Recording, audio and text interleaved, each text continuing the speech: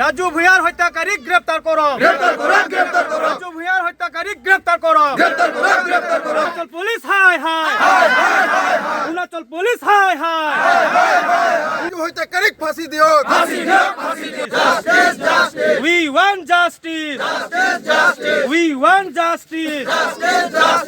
যোৱা 22 ফেব্ৰুৱাৰী তাৰিখে আমাৰ চৰাইদেউ জিলাৰ ভজু বগৰীগুৰি গাঁৱৰ নিবাসী ৰাজু ভূঁইয়া নামৰ হুঠাম যুৱক এগৰাকী চাংলাং 9 মাইলৰ তুহি বানীৰ প্ৰাইভেট লিমিটেড নামৰ এটা ইণ্ডাষ্ট্ৰীত কাম কৰিছিলে আৰু ৰাতি শুই থকা অৱস্থাত ভাত পানী খাই শুই থকা অৱস্থাত তেওঁৰে লগত কাম কৰা এগৰাকী তেওঁৰে সহকৰ্মী মাইনা ৰয় ওৰফে আদিত্য ৰয় চৰাইদেউ জিলাৰ নামতোলাৰ নিবাসী তেখেত অকস্মাতে বুকুত ডেগাৰ মাৰি তেখেতক হত্যা কৰে।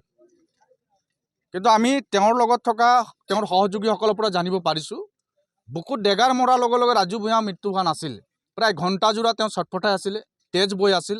ৰাজু ভূঁইয়াক মেডিকেললৈ লৈ যাবৰ কাৰণে তেওঁৰ সহকৰ্মীসকলে গাড়ী বিচাৰি তেখেতসকলক নিয়োগ কৰা যিগৰাকী ঠিকাদাৰক ফোন কৰিছে, কিন্তু ঠিকাদাৰৰ সময়মতে গাড়ীৰ ব্যৱস্থা কৰি নিদিলে, দেৰি হৈ গ'ল।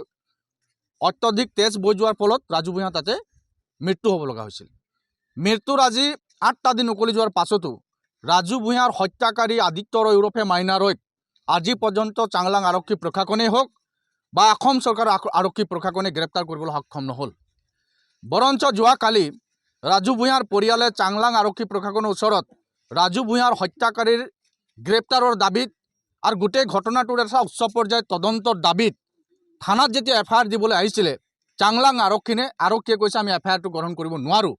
তেওঁলোকে কৈছে যে ইণ্ডাষ্ট্ৰীৰ মেনেজাৰে এটা FIR দিছে, আমি FIRটো ৰেজিষ্টাৰ কৰিছোঁ, আমি দ্বিতীয় আৰু এটা FIR ৰেজিষ্টাৰ কৰিব নোৱাৰোঁ।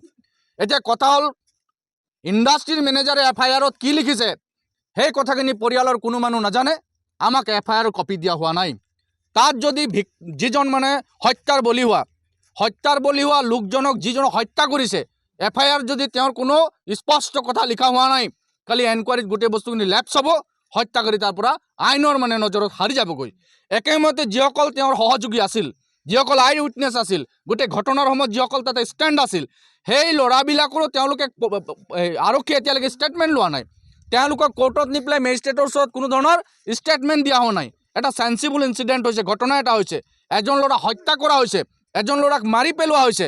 মাৰি পেলোৱা হত্যাকাৰীৰ বিৰুদ্ধে কঠোৰ ব্যৱস্থা গ্ৰহণ কৰাৰ সলনি FIRটো যেতিয়া পৰিয়ালৰ মানুহে দিবলৈ আহিছে, FIRটো গ্ৰহণ কৰাৰ সলনি FIRটোক তেওঁলোকে ৰেজিষ্টাৰ কৰাৰ সলনি আল্টিমেট তেওঁলোকে কি কৰিব বিচাৰিছে, FIRটো ঘূৰাই পঠোৱা হৈছে। পৰিয়ালৰ পৰা কোনো ধৰণৰ FIR ল'ব বিচৰা চাংলাং আৰক্ষী। এইটো কেনেকুৱা ধৰণৰ এনকুৱাৰী হ'ব? এনকুৱাৰীটো কেনেকুৱা ধৰণৰ হ'ব?